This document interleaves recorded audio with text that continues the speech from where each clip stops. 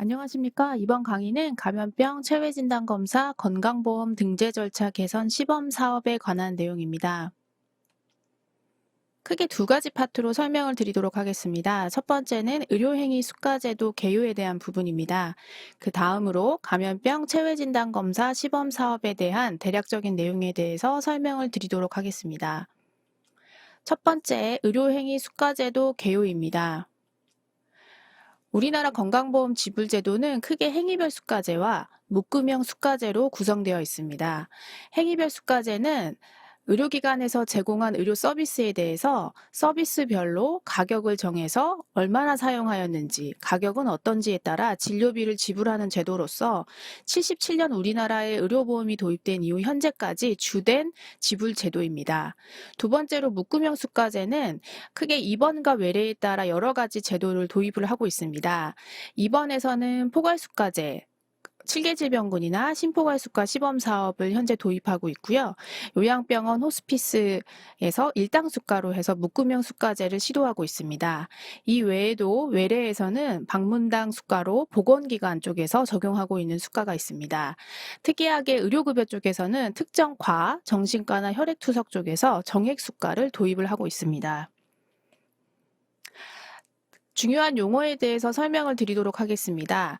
요양기관이란 우리가 흔히 말하는 병원을 말합니다. 건강보험을 적용받는 대상자의 질병, 부상, 출산 등에 대하여 요양급여를 실시하는 곳을 말합니다. 요양급여 비용은 요양기관에서 건강보험 대상자에게 제공한 각 요양급여에 소요되는 모든 비용을 말합니다.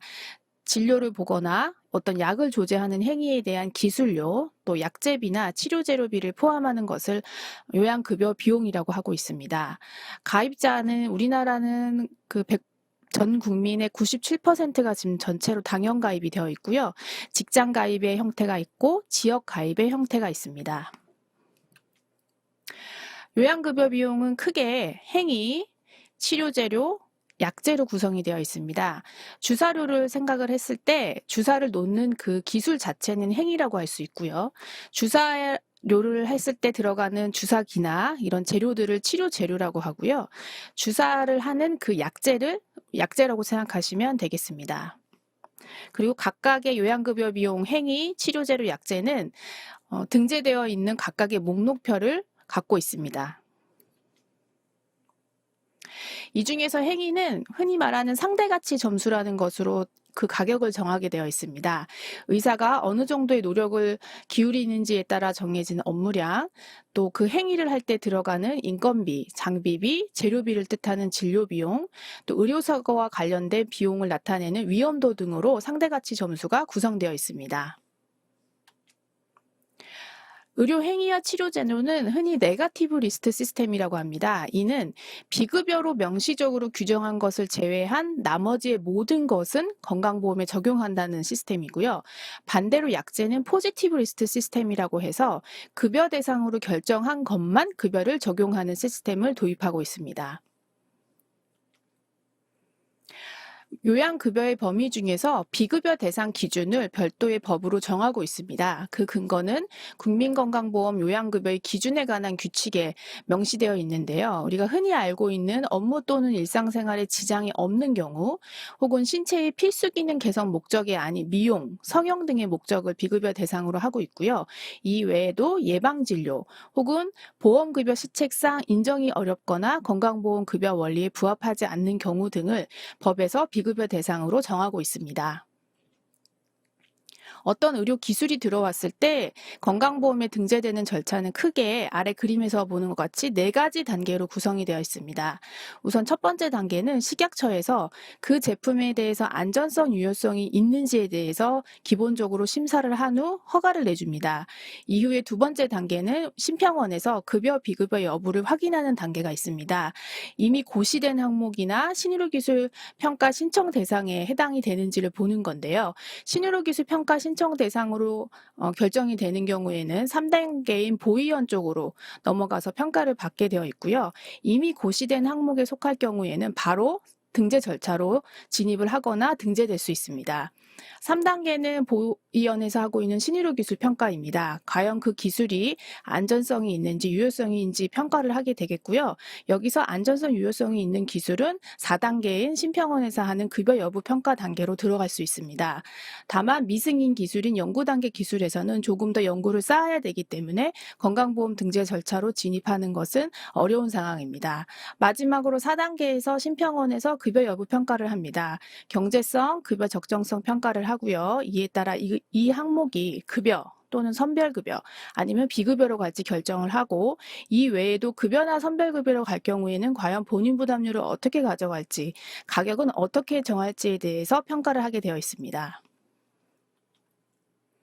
관련 법령을 보겠습니다. 급여 비급여 여부 확인 신청 제도는 국민건강보험 요양급여의 기준에 관한 규칙 제9조의 2에 따라 운영을 하고 있습니다. 이 외에 요양급여 결정 신청 및 조정 제도는 국민건강보험 요양급여의 기준에 관한 규칙 10조에서 14조를 적용하고 있고요. 또한 행위치료제로 등의 결정 및 조정 기준 이외에도 전문평가위원회 운영 규정 등을 토대로 운영하고 있습니다.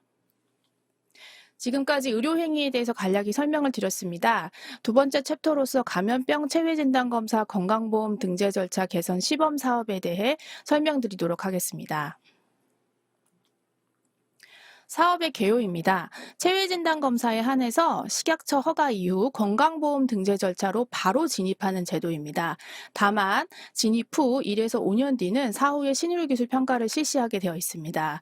현재 사업 대상은 최초로는 법적으로 정한 감염병 체외진단검사로 시작을 했습니다. 하지만 이후에 사업에 대해서 대상에 대한 확대 요구가 있어서 한국표준질병 4인 분류 7차 개정판에 따른 특정 감염성 및 기생충성 질환에도 해당 사업을 적용하고 있습니다.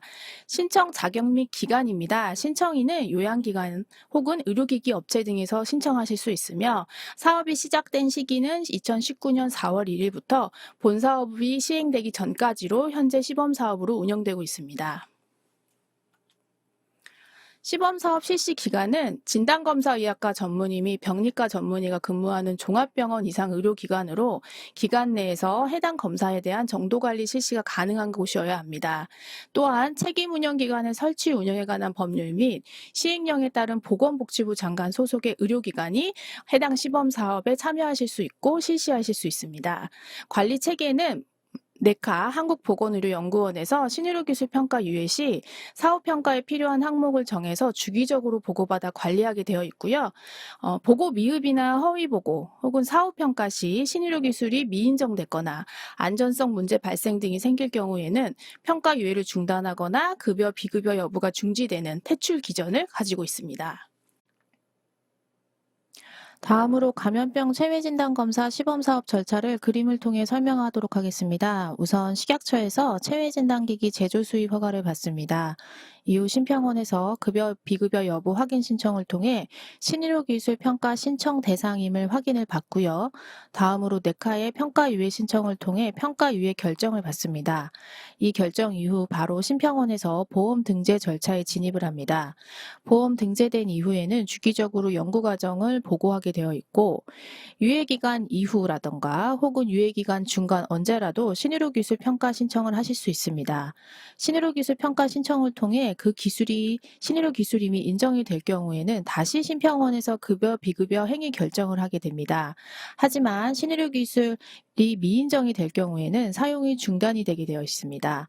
그림에서 보시는 첫 번째 신청 단계 이후 사용 단계로 진입하는 보험 등재는 임시 등재라고 생각하시면 될 것 같고요.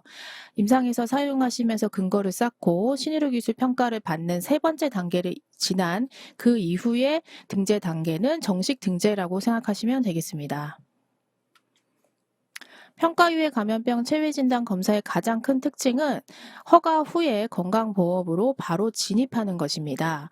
감염병 체외진단 검사 평가유예로 확인을 받은 검사는 건강보험 등재 신청이 가능하고요. 따라서 행위결정 자동 신청을 원하실 경우에는 보위원회 평가유예 신청 시 행위평가 신청 관련 자료를 함께 제출하실 수 있습니다. 임상 현장에서 활용된 결과를 근거로 보험 적용 방식을 결정하고 있습니다. 건강보험 등재 이후 평가유예 감염병 체외진단검사 실시기간 요건을 충족하는 요양기관에서 청구가 가능하시며 실시기간 요건은 보위원이 공지한 실시기간 범위 및 실시 기준에 해당하는 기관이어야 합니다. 요양급여 비용 청구 후 어느 정도의 이용량이 있는지 등에 대해 사후 모니터링이 있으며 안전성, 유효성 고시 이후에 급여 여부에 대해서 재평가가 있게 됩니다. 등재 절차 개요입니다. 평가유예 감염병 체외진단검사 건강보험 등재 절차 진행은 신청에 의합니다. 요양급여 결정하는 일반 원칙을 따르며 건강보험 등재 결정은 보건복지부 장관 고시 형태입니다.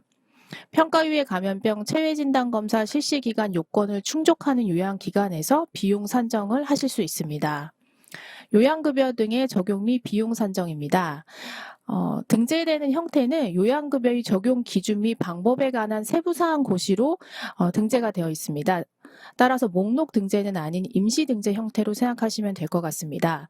수가코드는 현행 8자리 수가코드와 동일한 체계이며 기본 코드 5자리에 임시 등재 성격의 예비 코드를 부여합니다. 예시를 보시면 BT로 시작하는 기본 코드 5자리에 산정 코드 3자리를 추가하여 코드를 사용하실 수 있습니다. 개략적으로 체외진단 평가 유예 이후에 어떤 식으로 등재가 이루어지는지에 대해 그림을 통해 설명드리도록 하겠습니다. 보위원회에서 평가 유예 결정이 되면 자동으로 결정 신청이 되고 실무검토, 행위평가위원회, 복지부 보고, 고시를 통해 건강보험의 임시 등재가 됩니다.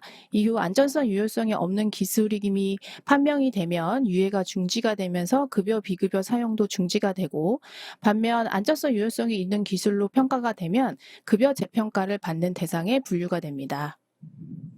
급여 재평가 과정은 동일하게 실무검토, 행위평가위원회, 복지부 보고, 검정심을 통해 최종 정식 등재 형태로 복지부 고시가 되게 되어 있습니다. 평가유예 감염병 체외진단 검사의 신청 절차에 대해 설명드리도록 하겠습니다. 우선 신청 대상은 감염병 체외진단 검사 평가유예로 확인받은 검사이며 신청자는 요양기관, 의학 관련 단체 등에서 신청하실 수 있습니다. 제출 방법은 웹 접수, 우편 방문 접수 가능하시고요. 신청 기한은 감염병 체외진단 검사 평가유예 신의료 기술로 확인받은 이후여야 합니다. 처리 기간은 100일 이내이며 비용 산정에 대한 부분은 신청 이후 결정이나 고시되기 전까지 비급여 적용은 제외하도록 되어 있습니다. 하지만 이후 사후평가를 통해 안전성, 유효성 고시된 감염병 체외진단 검사의 경우에는 다른 사항은 모두 평가유예 기술과 동일하지만 비용 부담은 결정 고시되기 전까지 이미 적용받고 있는 요양급여를 적용하실 수 있습니다. 결정 신청 방법은 앞서 말씀드린 대로 서면 방문 혹은 웹신청 가능하시고요. 신청서나 구비 서류를 하셔서 업무 포탈에 있는 시스템을 통해 신청하실 수 있습니다. 신청서는 자료를 가름해서 보시면 될 것 같습니다. 네, 이상으로 강의 마치도록 하겠습니다. 감사합니다.